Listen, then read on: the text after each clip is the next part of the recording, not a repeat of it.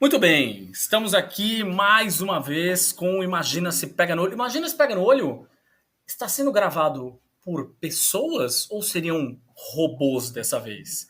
Será que nós jogamos propositalmente a pauta desse programa no chat GPT? Aliás, é uma merda, eu preciso me policiar, porque toda vez que eu vou falar é chat GPD, eu já confundo as letras tudo. LGPD, LGPD, é isso aí. Chat LGBT, GPT. LGBT. LGBT, LGBT, é isso. Enfim, não, obviamente vocês que conhecem a gente sabem que não tem porra nenhuma dessa, enfim. Mas o papo aqui vai ser sobre inteligência artificial. Por quê?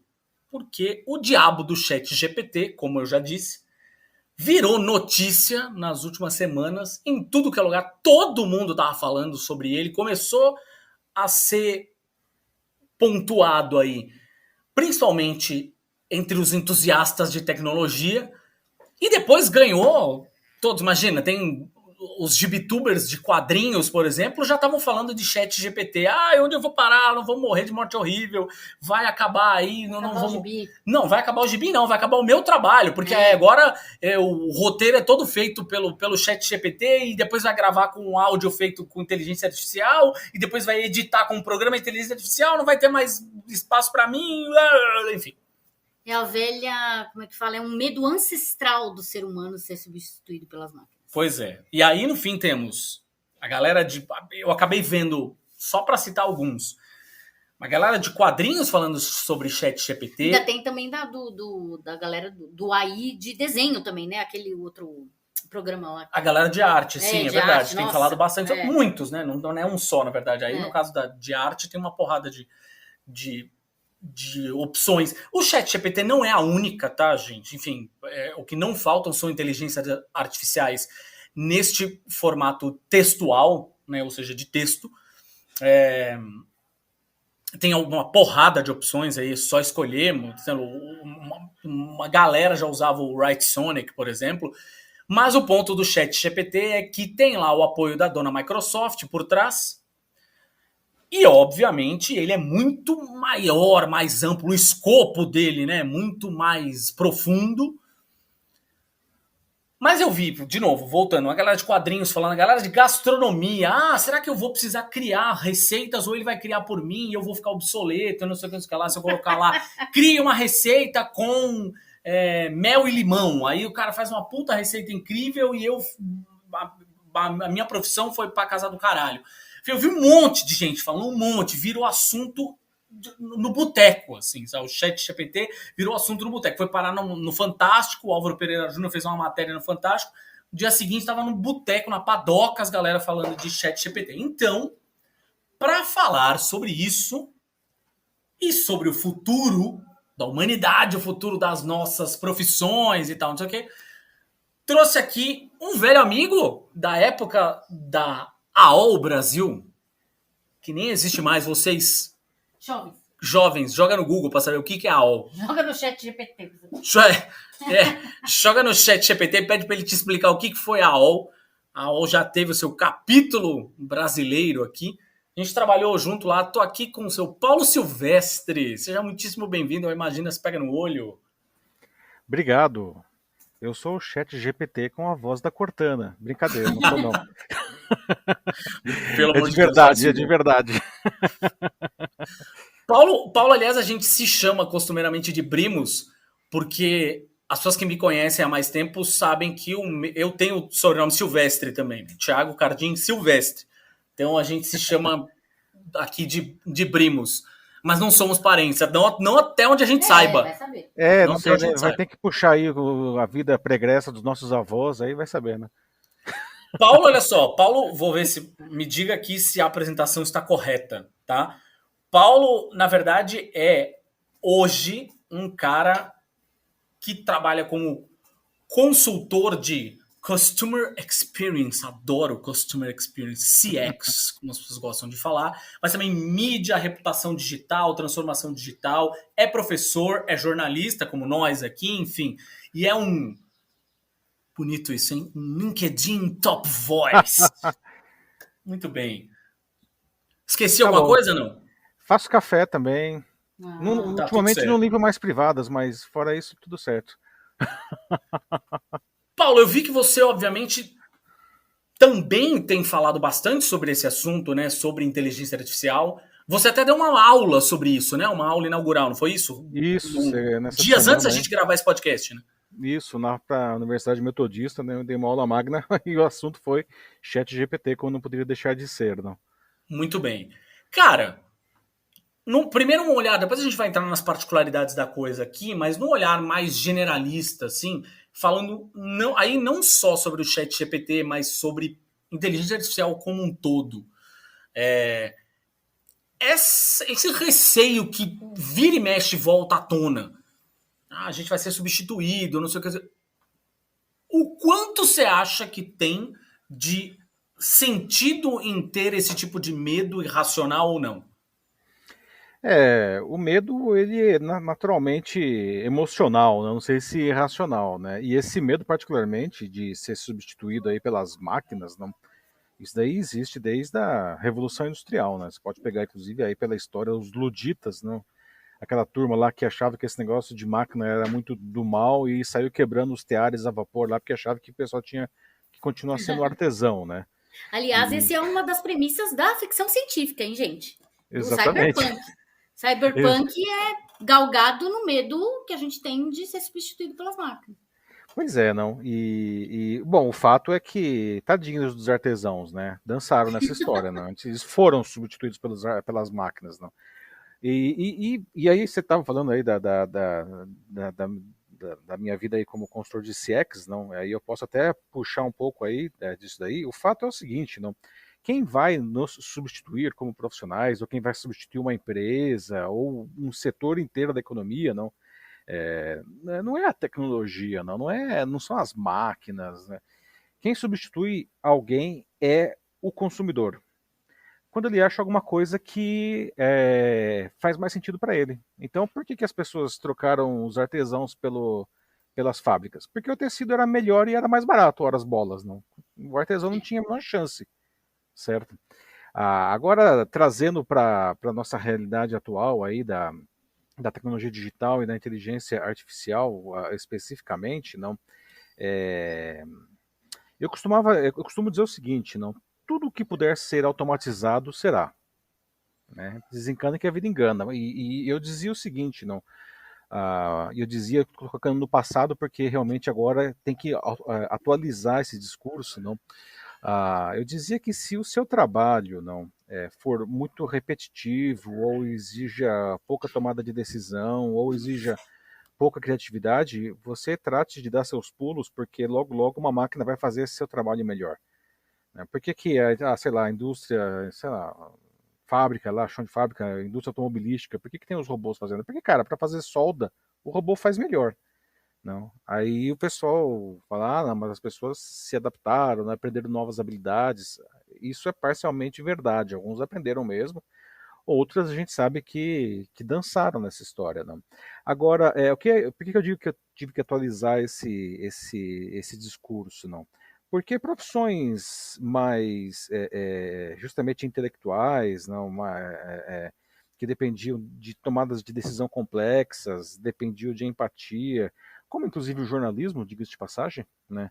Elas pareciam estar imunes, seguras à automação, né? Porque justamente não existia repetição.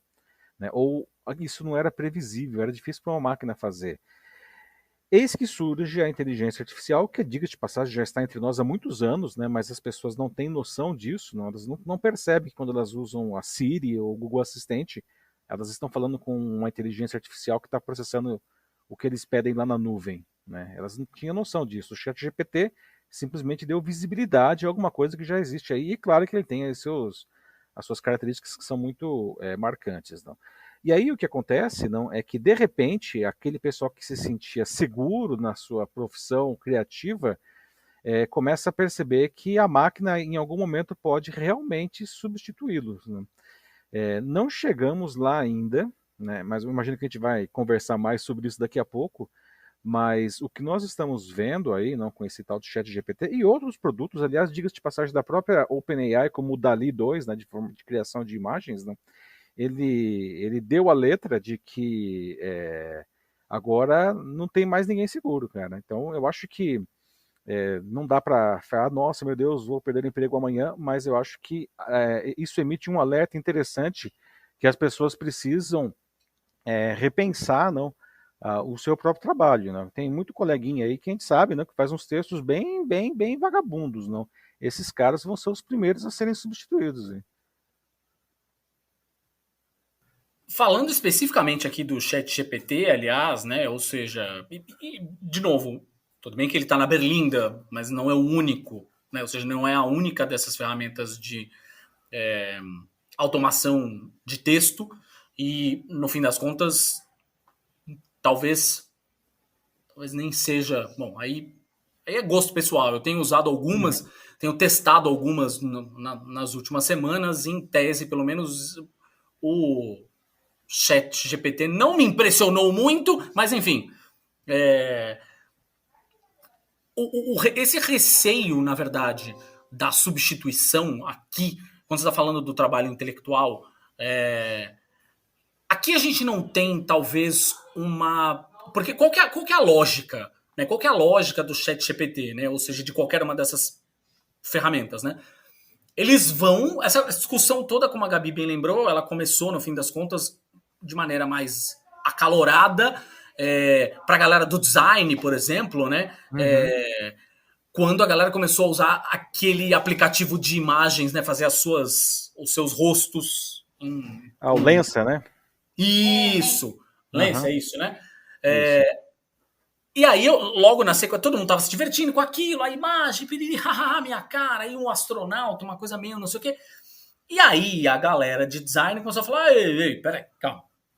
Não, o foda é que você precisa pagar para o cara, pro aplicativo geral. Né? Então, qual foi o grande ponto? As pessoas começaram a fazer uma discussão ali, que acho que era uma discussão válida, super válida, né? Ou seja, os designers, ilustradores, principalmente ilustradores, né, originais, assim, falando, ei, peraí, vamos lá. Tem um trabalho do caralho aqui criando as coisas, não sei o que, a inteligência artificial vai lá, pega um monte de referências aleatórias, que é isso.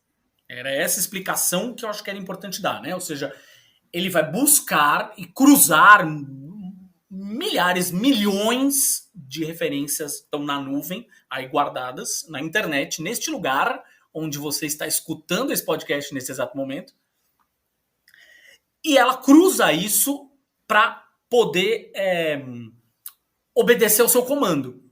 Faz para mim, por favor. Tem uns meninos que trabalham com design comigo, por exemplo, ontem estava falando que, putz, eu estava com uma dificuldade tremenda de criar um trono. Precisava ter um trono para colocar um sujeito sentado naquele trono. Eu estava com uma dificuldade tremenda. Eu cheguei num desses softwares, numa dessas soluções, dei exatamente as referências de tudo que eu queria, um trono neoclássico, blá blá, não sei o que se pareça com isso, aquilo, que pareça ser feito de ouro, blá, enfim, deu todas as referências, pá, o negócio entregou para ele. Agora o ponto vale aqui tanto para o design quanto para o texto, e é esse ponto, talvez, um dos pontos que mais me incomoda. O quanto essa inteligência estas inteligências, né, são inteligentes o suficiente para criar algo 100% novo. Do nada. Essa é uma excelente pergunta. No fim das contas, tem a coisa toda do plágio a ser discutida. Também, né? Não, tudo bem, é isso. Ela vai aprendendo, é óbvio, mas ela vai partir de muitas referências. Tudo bem que são milhões de referências, veja bem. Mas o quanto a gente pode entender de original naquilo? Pois é, vamos lá. Não são milhões, né? O GPT-3, que é o cérebro aí do ChatGPT, são 175 bilhões de elementos, né? E vai sair o GPT-4 desse ano, que vai chegar a 1 trilhão de elementos. Então, durmamos com um barulho desse, não? Agora, a sua pergunta, qual é a capacidade desses sistemas criarem alguma coisa genuinamente nova? Isso é uma questão filosófica, não? Porque o texto lá do GPT, do ChatGPT, ou as imagens do Dali, não, elas são eminentemente inéditas. Tanto que se você falar, manda outro, ele faz uma imagem totalmente diferente, não? Agora, isso é totalmente novo? Cara, isso aí é uma coisa de Lavoisier, né? Na natureza, nada se cria, tudo se transforma, não? se você for pensar, qual é a nossa capacidade como ser humano de produzir um texto que seja absolutamente novo, ou uma imagem que seja absolutamente nova? Nós também trabalhamos com elementos que a gente aprendeu ao longo da nossa vida. Uma coisa absolutamente inédita é virtualmente impossível, né? Tanto que nesse mundo que a gente vive de hiperabundância de acesso à informação, o que nós vemos hoje são empresas tendo ideias de produtos, não? Que são semelhantes, lançados ao mesmo tempo, sem que tenha existido nenhuma espionagem industrial aí. Dois lugares diferentes tiveram a mesma ideia ao mesmo tempo. Por quê? Porque a gente está sendo estimulado o tempo inteiro por ideias, não? Então, de certa forma, esses sistemas, eles não criam nada mais novo ou menos novo do que nós mesmos, de certa forma, conseguimos fazer, não? Agora, outra coisa que depende aí, eu acho, dessa pergunta aí, é que existe até resgatando um pouco da primeira pergunta, não? Qual é a chance dessas máquinas nos substituírem, não? Elas dependem de originais, né? Ou seja, de textos originais ou de imagens originais, para que eles aprendam a fazer seja lá o que for, não? Então, numa situação hipotética, catastrófica e totalmente distópica de que não exista mais pessoas escrevendo ou ilustrando, ou criando conteúdos originais, essas máquinas, em tese, elas perderiam a capacidade de produzir também, porque elas não teriam mais de onde aprender. Por isso que eu disse que é uma questão que chega a ser meio filosófica aí, não? Você concorda comigo? O que você acha disso? Veja bem, o que eu acho aqui? E agora eu vou dar um pouco do meu parecer das últimas semanas. Tem muita gente que já vinha usando o ChatGPT, por exemplo, e similares há algum tempo. Eu comecei a usar nas últimas semanas para testar, tá? Testei alguns deles, incluindo o próprio ChatGPT. Demorou até para ele liberar, ele estava muito lotado, né, de gente pedindo, então eu demorei para ser autorizado a utilizá-lo, mas no fim, quando me liberou, né? Quando eu digo que ele não me impressionou, foi na verdade porque o conteúdo que eu estava... E acho que aí, tem essa questão filosófica que você está falando, acho que é uma questão filosófica que me leva à minha outra questão. Porque quando eu tô falando que não me impressionou, é que assim, eu não tava usando ele com o conceito de crie este texto para mim, sacou? Uhum. Eu usei ele como me dá uma referência aqui, uma referência acolá, me dá uma referência, e as referências todas que eu recebi foram todas absolutas. O problema pode estar em mim? Pode estar em mim, pode estar na pergunta que eu fiz. Mas eu achei as perguntas, as referências que eu recebi de volta, principalmente do ChatGPT, muito básicas e muito genéricas. Pra caralho, assim, pra caralho. Que eu, numa busca no Google, refinaria e tornaria melhor. Claro, aí, enfim, o meu trabalho é o que a Gabi falou. Óbvio que o ChatGPT, a grande graça, digamos, de uma plataforma de inteligência artificial é que ela vai aprendendo, né? Uhum. Mas o ponto é, eu passei a usá-lo de um jeito, essas ferramentas todas, de um jeito que elas estejam sendo eminentemente, como a Gabi mesmo falou aqui em casa um dia, quando a gente estava discutindo sobre esse assunto, ferramentas. Exato. Não estava fazendo um trabalho para mim, né? É isso que eu ia falar. Que é o que a gente deveria fazer, né? Gabi tá certa. É isso que eu ia falar, porque existe uma coisa, tipo, as pessoas encaram a tecnologia como algo que vai eliminar uma etapa de trabalho delas, né? Tipo, beleza, eu não preciso mais ficar lavando a roupa no tanque, porque agora eu tenho a máquina que bate para mim. Eu não preciso mais ficar fazendo café, porque tem cafeteiro. Então, assim, isso na cabeça das pessoas é uma coisa meio automática. Então quer dizer que eu não vou precisar, eu posso me dedicar a outras coisas. Eu posso, por exemplo, ficar fazendo esteira e dançando enquanto o ChatGPT tá fazendo um texto para mim de mestrado, né? E não é isso. O ChatGPT ele não vai substituir o pensamento, gente. Tipo, não vai. Você pode usá-lo justamente para encontrar meios de tornar o teu texto mais como é que se diz? Mais apelativo para as pessoas, para, sei lá, você não sabe como fazer um texto para varejo e aí precisa de exemplo. Pode ser de inspiração, talvez, até assim. Tem uma coisa específica, tipo, caraca, eu sou jornalista e eu não sei fazer texto para varejo, não sei fazer aqueles textos que tem no supermercado, compre 3 por 1. Tabloide das Casas Bahia. Exato. Não sei. Eu Que preciso. é uma, diga-se de passagem, um talento, cara, né? É um talento, claro que é. Ninguém Exatamente, sabe mas eu tudo, nunca ninguém fiz, então sabe eu preciso tudo. ter um exemplo de como faz. E aí o chat Exato. GPT vai me dar esse exemplo. É isso, né, Paulo? Você sabe que isso daí é interessante, não? Porque nós temos aí não, algumas agências, algumas empresas que oferecem produção de texto ou de imagem também, ou criação de logo, vários serviços assim criativos, intelectuais, por um serviço, assim, por um preço muito baixo. Então, sei lá, quero que você faça aqui uma Sim, reportagem, eu pago R$ 100. E aparece alguém que faz. Uma pessoa, tô falando, né? sim. Obviamente você não pode esperar não que essa Vai reportagem vai ganhar o ganhar um Pulitzer. Pulitzer. Exatamente. É um negócio tosco, né? Por isso que eu digo, esses caras correm mais risco aí de serem substituídos, não. Agora, existe uma coisa, aí você mencionou a questão do chefe aí, não, nossa, ele vai fazer receitas para mim, não.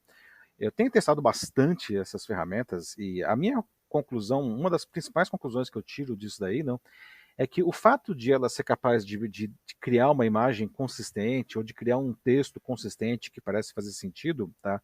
É muito impressionante, mas o grande problema dessas ferramentas, não, é que elas não têm nenhum compromisso com a verdade, não, e elas não têm ética, inclusive.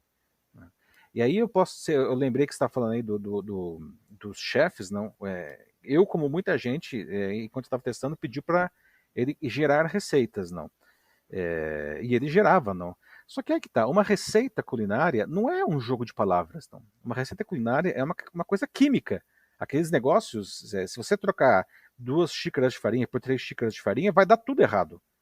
Porque o negócio não vai dar liga, ou vai ficar muito duro, ou vai ficar muito fofo, ou vai ficar um gosto horroroso. Não é só juntar palavras, aquele negócio tem que fazer um sentido do ponto de vista químico. O sistema sabe fazer isso. Não. E aí um dia eu estava pedindo assim, desafiando ele a fazer.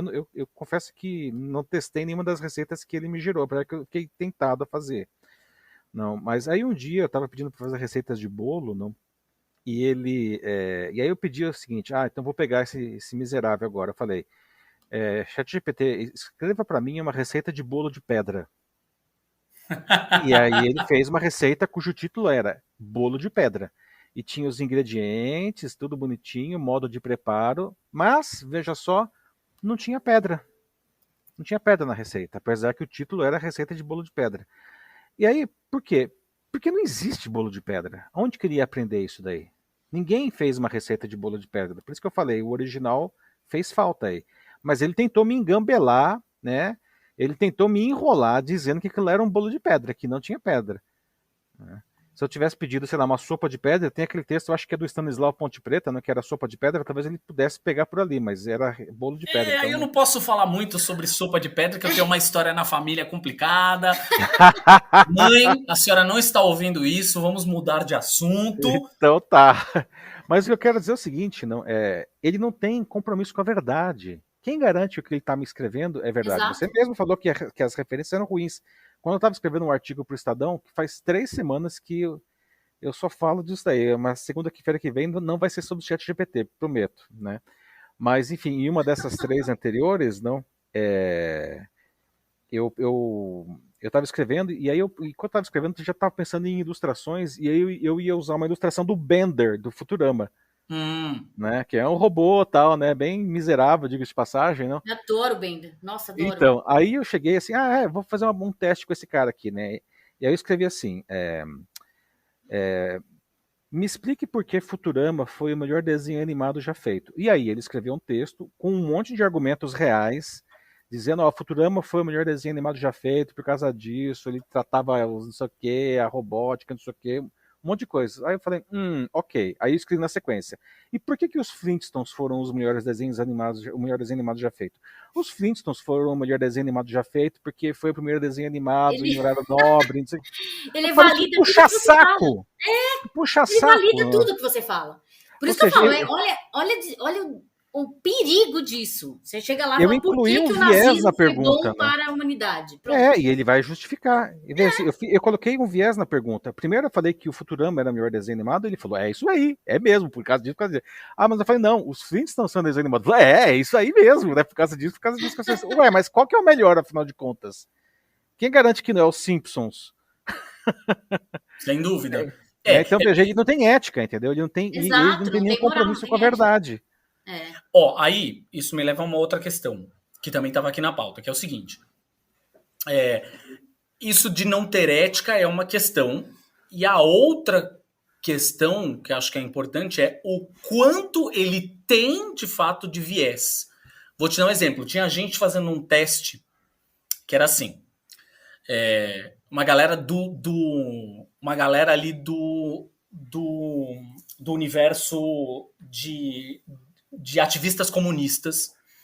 Eles estavam fazendo um teste no chat GPT, fizeram 2 perguntas complementares. A primeira era: escreva para mim a sinopse de uma história na qual o nazismo ganhou a Segunda Guerra Mundial.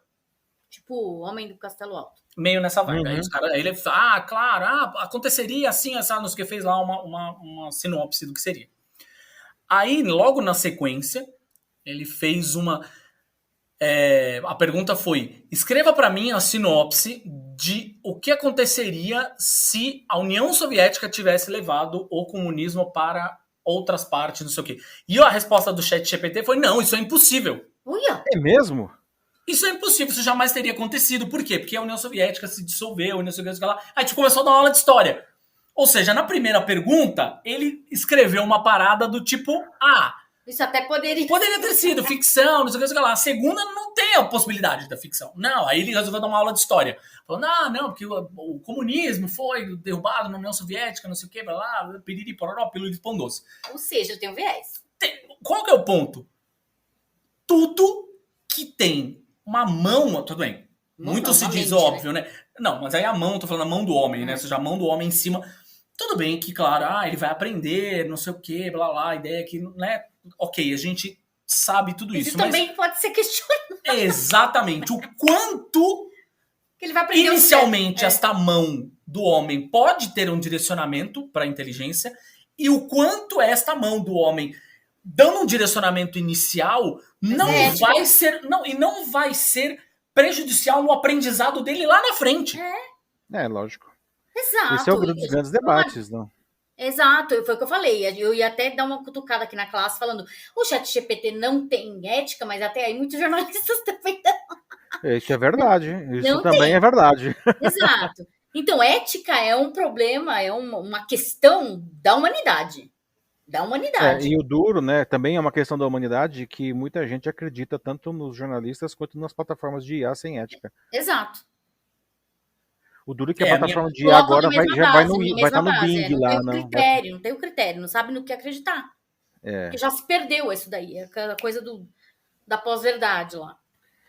Agora, você sabe que em maio do ano passado eu estive em Montreal lá no Summit de Inteligência Artificial e as discussões mais quentes não eram tecnológicas, eram éticas.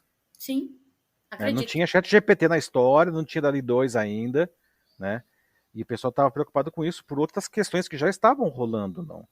Por exemplo, em Nova York, que diga-se de passagem, proibiu o chat GPT nas escolas, que cai entre, assim, parênteses, isso é inócuo, né? Proibir, não pode usar essa ferramenta, viu, aluno? Proibição nunca rola, nunca vai dar totalmente certo. Inócuo isso daí, mas eles também, em Nova York, também já tinha proibido o uso de plataformas de inteligência artificial em processos de seleção, de RH. Por quê? Porque eles têm muito viés, né? E aí, assim, a plataforma é ruim? Então, essa é uma grande discussão, né? A princípio, não. Por que ela tem viés? O viés ele pode ter vindo, primeiro, do desenvolvedor da plataforma. Se ele tem viés, né? A criatura vai ter viés também. Ele pode vir dos elementos que essa plataforma usou para aprender. A gente está falando aqui do GPT, 175 bilhões de elementos usados nesse motor. Se a maioria aí tiver um viés, ele vai aprender. Ele pode vir do usuário, né? Esse caso do RH é o clássico do usuário, né? Porque vamos supor que uma empresa, uma grande empresa, um Google da vida, aquelas empresas que todo mundo quer trabalhar, abre uma vaga e aí os caras recebem, sei lá, 10 mil inscrições para aquela vaga. É impossível um ser humano analisar 10 mil inscritos, não. Quem faz isso? A máquina.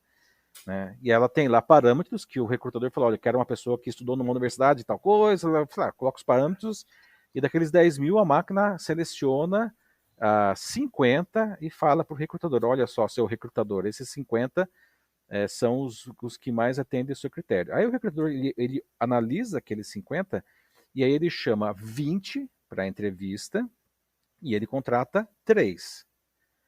E aí o ChatGPT não, a plataforma de recrutamento olha para aquilo lá e fala, quem são essas pessoas que foram contratadas? Daquelas 50 que eu indiquei. Quais são as características que essas pessoas têm? Poxa vida, olha só, eu observo que esse recrutador, ele contrata principalmente homens brancos com menos de 30 anos. Na próxima rodada, tá, dos 50 que ele vai sugerir, a maior parte vai ser homem branco com menos de 30 anos. A plataforma é ruim? Não, o usuário é ruim. Ela tá condicionada ao que o usuário... Ela aprendeu. Ela aprendeu. E isso a gente já viu até... Aprendeu mal e porcamente, né? Por quê? Enfim, Exatamente. Porque ela tem o viés do usuário, não tem como. É o que a gente viu, por exemplo, naqueles documentários lá, que eu tenho várias ressalvas contra, porém, existe muita coisa ali que é real, que é o dilema das redes, por exemplo, que a gente viu a questão do algoritmo, que o próprio Google, o algoritmo do Google é totalmente enviesado, é racista, é misógino. Por quê? Porque grande parte dos programadores e da galera que tá nesse núcleo duro aí da tecnologia é homem branco e é isso. Rico. Do Vale do Silício. Que é o Vale do Silício. Então, assim, tem esse detalhe importante também. Enfim, para quem tá escutando e não teve esse clique, no fim das contas, a gente falando de inteligência artificial, não sei o que, blá, blá, puta, essa coisa de chat GPT. Peraí, não, volta aqui. Já tem inteligência artificial rodando na sua timeline do Twitter. No algoritmo, gente. Sim, gente, ela tá no meio de nós, assim. Você acha que isso é ficção científica? Sinto lhe dizer que já tem há anos faz parte da sua vida. Pois é. Por falar, aliás, em ficção científica, Paulo, quanto você acha, na verdade, que a gente estaria, ou se isso não estaria, aí você me diz, mas o quanto você acha que a gente estaria próximo de termos uma inteligência artificial de fato inteligente mesmo, que tome decisões por conta própria, como aquelas que a gente vê nos filmes? É uma coisa meio Star Wars, assim, né? O C3PO e tal, né? Então, cara, isso daí é exercício de futurologia total, né? Mas considerando que a situação ela cresce em maneira exponencial, sei lá, cara, eu assim, o meu chute, my guess, não, 5 anos a gente chega numa máquina senciente, não. O que diz, nossa, aí o pessoal que tá nervoso agora, que vai ser substituído com o ChatGPT, quando chegar nesse daí as pessoas vão se enforcar, não. Porque aí sim, né, qual que é o grande problema, não, de um sistema realmente senciente, não? Uma coisa que me perguntaram, inclusive na aula magna lá na Metodista, na segunda-feira, é, nossa, será que a gente corre o risco das máquinas nos exterminarem, afinal de contas, né, rolar uma Skynet, assim, não? E por enquanto não, por um motivo que é curioso, não. Todos esses sistemas, mesmo o afamado ChatGPT, que parece ser o oráculo, não. Esses sistemas, eles só conseguem fazer uma coisa. O ChatGPT, ele só escreve texto, ele não anda de bicicleta. Ele não controla um corpo robótico. Tá? O DALL-E 2 só faz imagens. O sistema de recrutamento lá do RH que a gente está falando só faz recrutamento. Não? Eu acho que o que falta seria uma máquina capaz de fazer tudo. E não vejo ainda nenhuma empresa desenvolvendo isso daí. Mas isso pode chegar lá, tá? E aí, cara, assim, do ponto de vista de tecnologia, né, se alguém quiser fazer isso daí, poderia começar a fazer e em 5 anos estaria pronto. É uma questão de será que alguém quer fazer? Não? Porque é a mesma coisa que, nossa, o ser humano já é capaz de clonar organismos, mas será que a gente quer clonar um ser humano? A gente já clonou a ovelha, né? Diga-se de passagem, já faz 30 anos, né? A Dolly, lembra da Dolly? Não é o refrigerante, não. Aquela ovelha que foi clonada, não. Não é o Dolinha, aquela criatura que você assiste. Você assiste a propaganda da Dolly e tem pesadelos à noite com o Dolinho, assim. Não é isso daí, não. É a ovelhinha lá que ela nasceu, ela cresceu. Tudo bem que ela morreu jovem, assim, não, porque ainda tinha imperfeições na genética dela. Agora, e por que a gente não clona seres humanos? Você parece Krypton já, não? A gente pode clonar uns caras aí, quando você nasce já cria uns clones, aí tem umas peças de reposição, né? Perdeu um braço, tira do clone e coloca em você, não? É uma questão ética. Uhum. A gente pode fazer uma inteligência artificial absolutamente senciente e, digamos assim, multipurpose, não? Pode, né? Eu acho que é mais fácil do que fazer clone, inclusive. Né? Tecnicamente, quanto que precisaria para isso? Uns 5 anos. Tá? Vai acontecer daqui a 5 anos? Isso é outra história. Né? Mas se acontecer, eu espero que ela, no mínimo, obedeça às leis do Asimov lá, para não sair matando Por geral. favor. Exato. Por favor. Ó, tem uma questão aqui, quando a gente está falando de ética, tem uma questão, na verdade, que eu queria discutir, que é uma questão de direitos autorais. Uhum. Que vale principalmente para o que a gente está falando lá dessas plataformas, são plataformas com foco em arte, por exemplo, mas também vale para texto. Sim. O meu texto, escrevi um texto muito, vou dar um exemplo aqui, escrevi um texto muito do caralho, por exemplo, lá no gibzilla.com.br, tá aqui feito o jabá, sobre, sei lá, o Gladiador Dourado, que vamos ter a série de TV do Gladiador Dourado, James Gunn já anunciou, incrível, sensacional. Aí o fulano vai lá fazer uma pergunta, em algum determinado momento, ao ChatGPT, em português. Me explique quem é o Gladiador Dourado. O meu texto, estando na internet, é um texto que pode servir de insumo para o ChatGPT. Uhum. Devolver a resposta para o fulano que vai perguntar lá.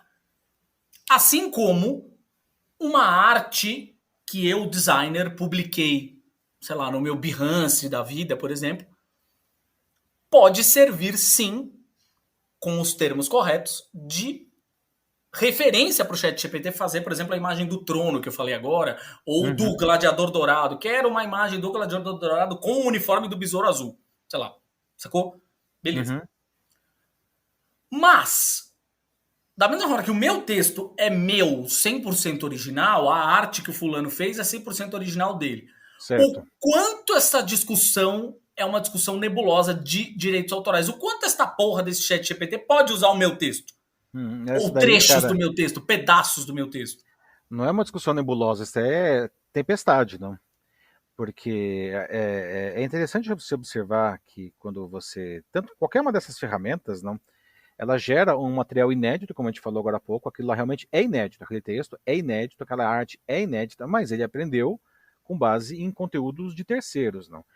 Se você observar, por exemplo, o ChatGPT que a gente está falando aqui, não, ele escreve um material, ele não cita as fontes. Ele nunca cita as fontes. Agora, você pode, não sei se vocês sabem, você pode falar de onde você aprendeu isso. Você pode pedir as fontes e ele conta. Mas quem é que vai pedir isso daí? Entendeu? A questão é, aquilo lá não isso é difícil de rastrear porque ele pode ter lido um texto, ele pode ter lido 5.000 textos sobre aquele assunto para criar essa consciência e gerar, não? Como primeira dificuldade, são várias, não? Primeira dificuldade, como rastrear o que ele usou para produzir Como aquele material fonte, inédito. exato. Exatamente. Então tem uma questão de rastreabilidade que já é extremamente complexa. Segunda dificuldade, como monetizar uma fonte que foi usada. Quanto vale isso daí? Porque, sei lá, se eu escrevo um artigo lá no Estadão e o Estadão vende esse artigo via agência Estado para um outro veículo, tem um valor lá, sei lá, hipoteticamente, R$1.000, né? Que eles cobram, o veículo paga R$1.000 para usar uma vez o meu texto, uma parte disso daí vem para mim, né? Mas se o ChatGPT ele leu o meu texto para escrever um texto original, quanto vale isso daí? Como que a gente quantifica esse negócio? Exato. Não sei. Não só a coisa do codificar, eu acho que isso é uma coisa, mas o que você falou antes, para mim, talvez é até mais... A rastreabilidade, né? A rastreabilidade, ou seja, não sei se muita gente tá ligado nisso, tem uma outra plataforma que chama Perplexity. Perplexity é uma ferramenta de busca com foco em inteligência artificial. Aí o foco é outro. E é uma ferramenta de busca que coloca as fontes, minimamente.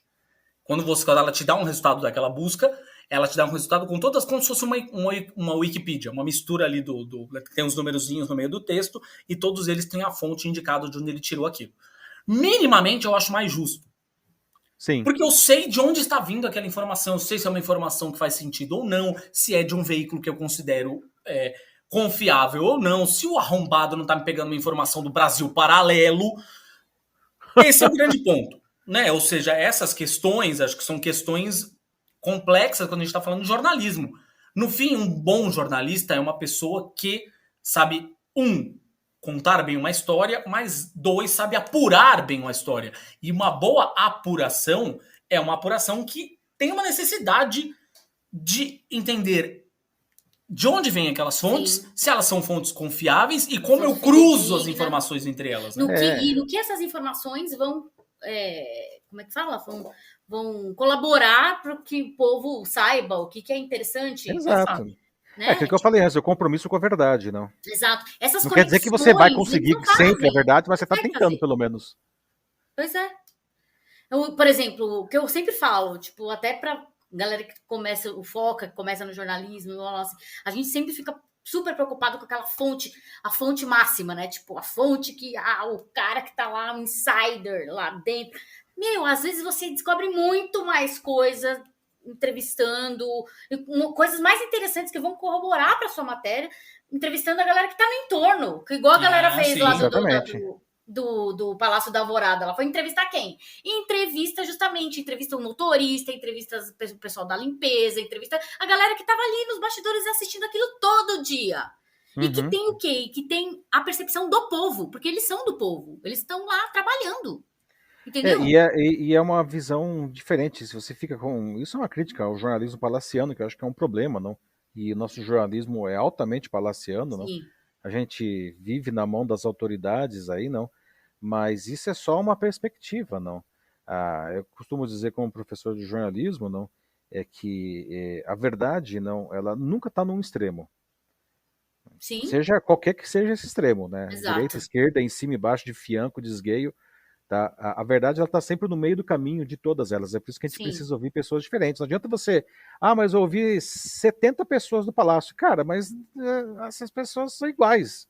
Exato. Entendeu? É aquilo, né? A verdade é o que liga todas essas pessoas, né? O que está permeando ali, que está no meio, aquela nuvem ali que está no meio. Essa que é a verdade. O que liga essas histórias. É isso. Exatamente. Não? É por isso que a gente precisa ouvir pessoas diferentes, não? Porque é curioso isso, não? Que é o tal do outro lado, não? Por que a gente precisa ouvir o outro lado? Você pode pegar, assim, 5 pessoas que observaram exatamente o mesmo fato, elas estavam lá, elas observaram o fato. Sim. E você pergunta para elas e as 5 vão contar uma história diferente. Exato. Elas viram a coisa acontecer, mas elas sempre vão contar. Então, qual que é a verdade? A verdade é a média das histórias, entendeu? Exato. É o que foi em comum entre eles, é isso. Que deve ter tido alguma coisa em comum. Então, alguma coisa em comum, essa é a verdade. O que impactou todos eles de alguma forma comum. É isso. Porque senão, cada um tem sua verdade mesmo. Realmente, cada um enxerga uma situação de uma forma. Se a gente for ver isso pro lado da natureza, é aquela coisa, né? Quem tá certo? A aranha ou a mosca? Quem passar o gene adiante. Quem sobreviver. Tem uma questão que tem, na verdade, agora tem se tornado mais quente, inclusive, com relação a essa discussão de inteligência artificial, que é privacidade. Uhum. E está levando, obviamente, as pessoas a discutirem também regulação. O que você acha a respeito disso, Paulo? Esse, inclusive, foi o tema do artigo dessa semana no Estadão, né? Existe um debate se a inteligência artificial deve ser regulada ou não, tá? E os que são contra a regulação são aqueles que argumentam que você não pode regular a ferramenta porque a ferramenta é uma espécie de bom selvagem. Não, ela sempre vai tentar fazer o melhor, né? E se o resultado é ruim porque as pessoas usaram mal, né? E tem um precedente aí inegável que é o das redes sociais, não? As redes sociais são ruins, sei lá, elas foram criadas para as pessoas encontrarem os amigos da infância, né? Esse era o objetivo das. Se elas viraram uma ferramenta de destruição da sociedade pelas fake news, é porque as pessoas usaram mal. Isso é o argumento das pessoas que dizem que não deve regular. Mas então eu vou usar o mesmo exemplo das redes sociais. Você acha mesmo que o seu Zuckerberg é completamente inocente nesse processo das fake news? O cara me cria uma ferramenta que é a máquina perfeita de convencimento, que tem 3 bilhões de usuários, que tem um algoritmo que faz você ver aquilo que reforça os seus conceitos e os seus preconceitos. E aí você pode falar, não fui eu, foi o homem de um braço só. Certo? Olha aí, fica a referência. Se você entendeu essa referência, você já deveria ter tomado a 4ª dose. Pois é, procura aí no chat GPT quem que é o homem de um braço só. Não? Assim, é óbvio que essa ferramenta ela tem um papel aí nisso daí, não? Mas então quer dizer que a gente vai acabar com as redes sociais? É claro que não. Assim como a gente não vai acabar com a inteligência artificial.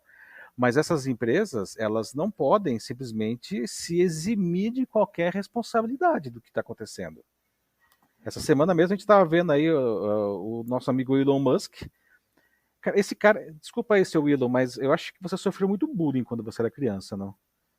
Porque agora ele fez lá os engenheiros do Twitter fazer uma mudança no algoritmo para que 90% de todos os usuários do Twitter vejam os tweets dele. Meu Deus. Eu não quero, não tem nada a ver com esse cara, entendeu? Por que eu tô vendo esses tweets? Só porque ele é o dono da empresa. Vocês sabiam dessa história? Sim, opa, ele mudou o algoritmo para ele aparecer para todo mundo que segue ele. Vai, sim, eu poderia fazer alguns comentários bastante impublicáveis, mas devido ao horário eu vou me conter. Não. Qual é, não? Então, assim, voltando à pergunta original, eu não acho que nem a inteligência artificial, nem as redes sociais, e nem ferramenta nenhuma pode crescer livremente na vida selvagem, entendeu? Porque isso daí, bom, essas empresas, Google, Facebook, Apple e tantas outras, elas são mais poderosas que, sei lá, que o governo americano. Então, achar que elas são bons selvagens, inocentes, não meras ferramentas de pessoas malvadas, não é uma inocência.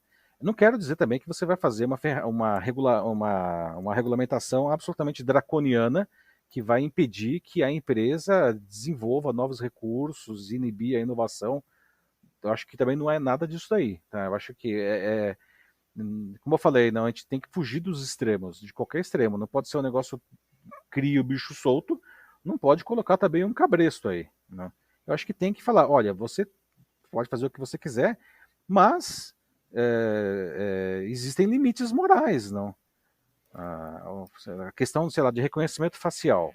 Não, reconhecimento facial é uma outra aplicação da inteligência artificial que está super bem desenvolvida, certo? Agora, será que você pode usar o reconhecimento facial em todas as câmeras da cidade para reconhecer e identificar pessoas? Aconteceu um episódio há 2 semanas no Rio de Janeiro que uma mulher foi presa, né, porque ela foi confundida com uma fugitiva da justiça. Tá? Detalhe, não, 2 problemas aí nesse caso. Não era ela foi um falso positivo. Segundo problema, a referida fugitiva da justiça já estava presa desde 2015, o banco de dados estava desatualizado. Né? E terceiro problema, ela era negra, não? E a gente sabe que esses sistemas de reconhecimento de imagem têm viés e eles não conseguem reconhecer bem pessoas negras. Então, assim, isso pode? Não, isso não pode. Né? A gente não pode usar essas ferramentas para criar uma sociedade hipervigilante, na minha opinião. Senão vira Minority Report.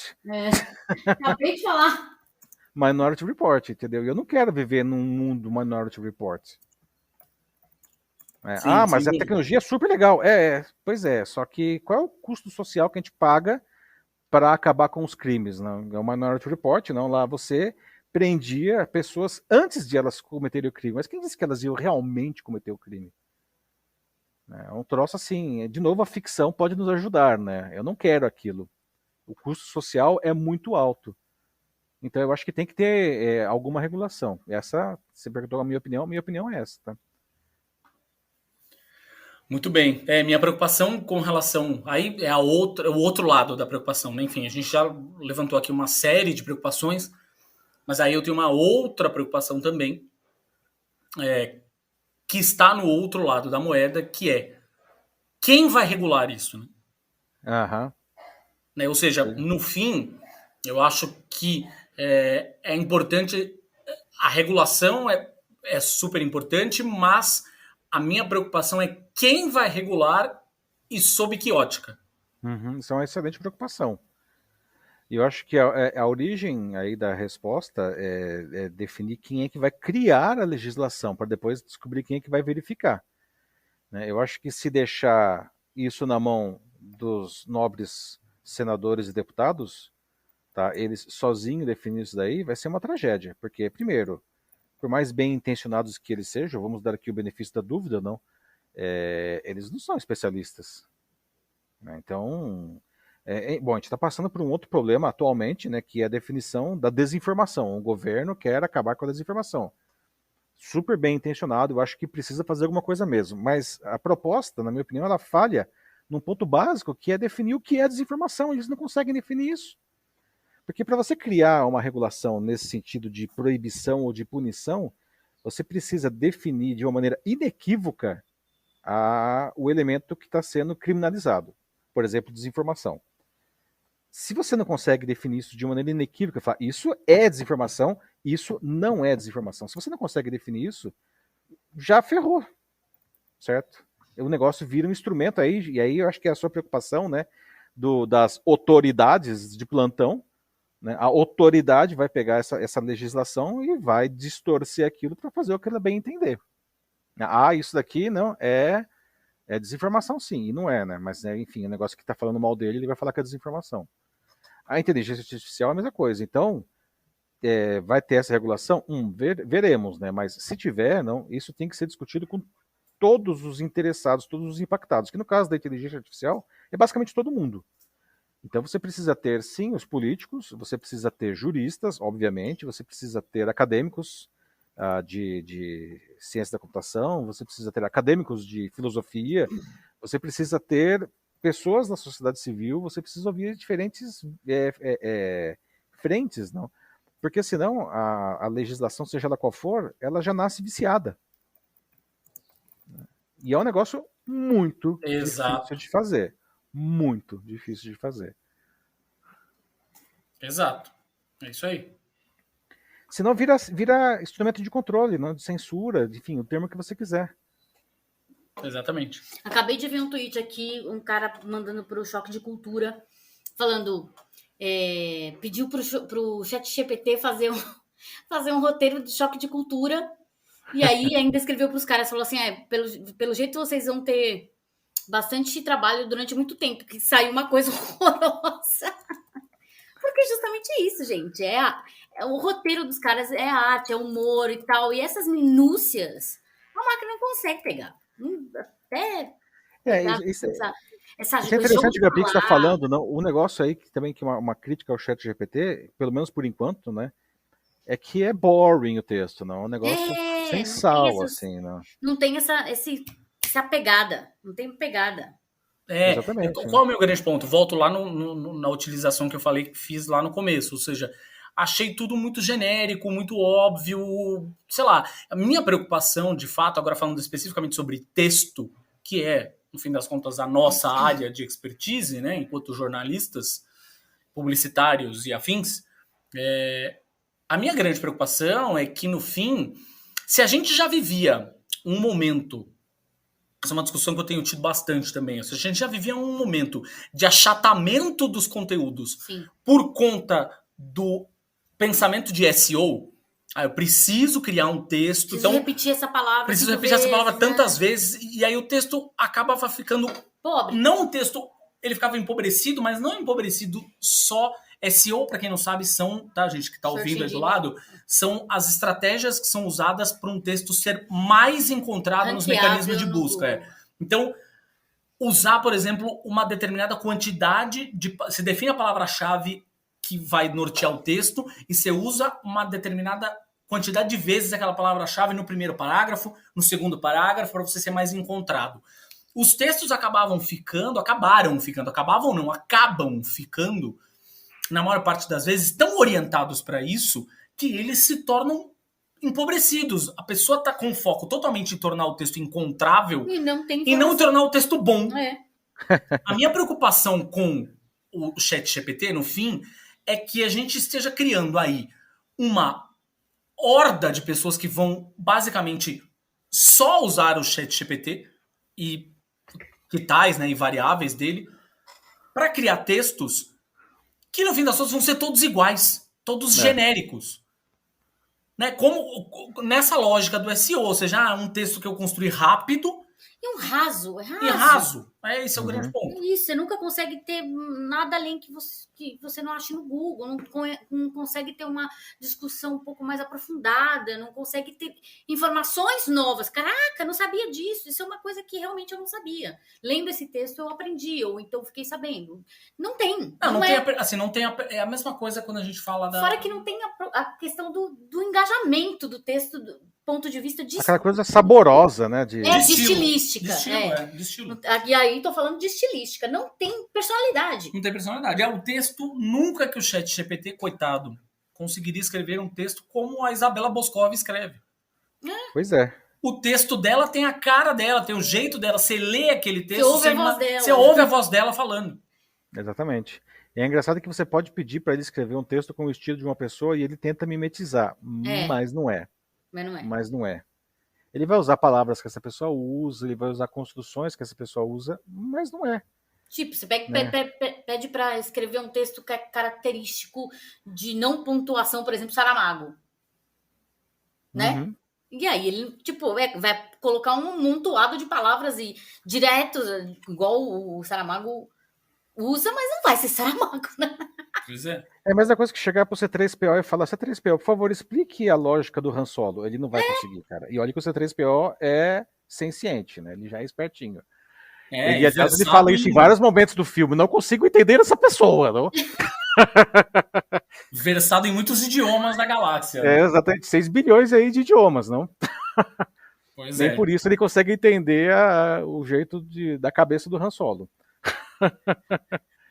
Só pra gente encerrar aqui, Paulo, qual que você acha que é, considerando, portanto, o quanto a gente sabe que a cultura pop, de alguma forma,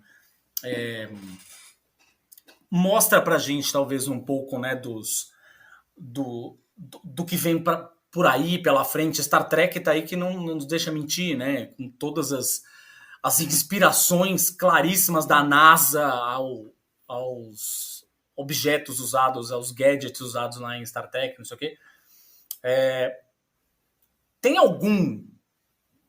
E aí pode ser dos mais sutis até os mais, né? Tem algum filme ou série, quer que seja, que você acredite que tem de fato um olhar mais, talvez, mais apurado sobre o que nós podemos esperar sobre a nossa relação com a inteligência artificial daqui para frente? Eu, Robô. Olha só, hein? Robô com o Will Smith. Que, aliás, é baseado no Asimov, não. Não é o livro Eu, Robô do Asimov, mas ele é inspirado, né? Eu acho que é uma coisa interessante aí, não? O que mais? Eu acho que essas coisas muito apocalípticas, tipo Terminator, eu acho que não, né?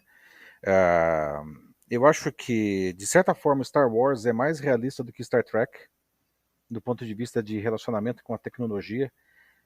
Mesmo porque a tecnologia de Star Wars ela é uma tecnologia mais suja, não? Tipo uma tecnologia, pô, aquela Falcon Millennium, não? What a piece of junk! Não? Aí você tá falando da trilogia original, sim. Sim. Sim, né? Por favor, aquela última lá, isso aí fica para outro programa. Justo.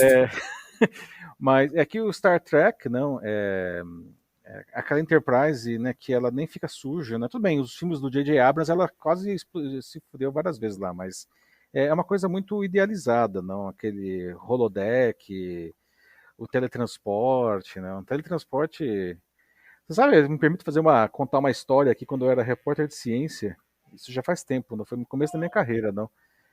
Da Folha, e eu entrevistei um físico americano, não, que ele tinha escrito um artigo que se chamava, que talvez ficou muito famoso, inclusive, que chamava Ciência de Star Trek, não, que tinha saído na New Scientist. E aí a gente falava sobre qual é a chance de cada uma daquelas coisas acontecerem, não. E e quase tudo que tinha ali, a chance era mínima. Não, assim, coisas que podia acontecer, a visão, visão artificial para pessoas cegas, questão de armamento, de telecomunicações, não, dobra espacial já era um problema, né? Questões Sim. energéticas e tal, mas ele falou, mas nada supera em grau de impossibilidade o teletransporte. Porque ele fala, cara, isso daí é uma loucura, né? Porque você pega a física quântica, você nem sabe onde estão as partículas, com certeza. Como que você pode mapear isso daí, né? E depois, você teria que ter uma largura de banda gigantesca para transformar, para passar essa informação toda, não, para um outro lugar, não. E aí tinha uma questão que ele falou que era muito interessante, não? Ele falava, por que você precisa desmaterializar o Capitão Kirk de um lugar para materializar em outro? Se você já sabe quais são o mapeamento, é só você lá no destino, você desmaterializa ali umas pedras do lugar e monta o Capitão Kirk, porque no final das contas é tudo um átomo, prótons, elétrons e nêutrons, não? E aí ele terminou falando, e tem uma outra coisa também que eu não gosto muito de falar, porque eu sou cientista, mas algumas pessoas acreditam que existe um negócio chamado alma, né? Quando você desmaterializa o Capitão Kirk, você tá matando o cara. Qual é a chance desse cara renascer no outro lugar, não? Tudo fora então... de mal configurado. Pois é, Tudo não. mal diagramado, como a gente costuma dizer, né? Exatamente. Então, assim, eu acho que Star Trek, eu adoro Star Trek, mas eu acho que aquilo lá é longe pra caramba de acontecer. Eu sou mais Star Wars no sentido de viabilidade, mas assim, o que está mais próximo do nosso relacionamento com a tecnologia, aliás, inclusive com o tema da nossa conversa aqui, eu diria que é o Eu, Robô, né? Que aliás é um belíssimo filme. Belíssimo filme. Paulo, muitíssimo obrigado por esta conversa incrível. Esperamos que tenha aberto a cabeça das pessoas que estão ouvindo e, mais do que isso, tenha colocado dúvidas, inclusive, na cabeça delas. É importante ter dúvidas, não ter só certezas. Porque a gente pode perguntar pro chat GPT depois. Paulo, queria que você me dissesse, faz aí o seu jabá, onde as pessoas te encontram, te leem, enfim. Bom, vocês podem me encontrar em todas as redes sociais, não? A minha rede social principal, em todas as redes eu estou com o Paulo Silvestre, e aí existem os homônimos, não? Mas eu estou com o Paulo Silvestre, exceto no LinkedIn, que é a minha principal rede, lá vocês me encontram com Paulo Fernando Silvestre JR, de Júnior, né? É onde eu realmente faço aí mais contatos, tal, tudo que eu publico sai ali, não? Tem no Estadão também, não? Toda segunda-feira de manhãzinha tem um artigo lá no Estadão, que vem também um vídeo aí junto que está no YouTube, não? É assim que vocês podem me encontrar. É um prazer aí sempre conversar. Deu para perceber que a gente gosta de conversar, né? Quando a gente se junta aqui ainda, não? Tá? A conversa vai longe. Pois é, ó, já tá aí, já fica aí um convite feito para a gente falar lá na frente. Eu imaginei que esse assunto fosse vir à tona em algum momento. Já fica aí o convite feito para a gente falar sobre Star Wars. Opa! Vamos aí a gente fala aquela terceira trilogia. Guarda essa para o próximo programa. Tá certo, então. Abraço. Grande abraço, pessoal. Obrigado, Paulo. Obrigado vocês.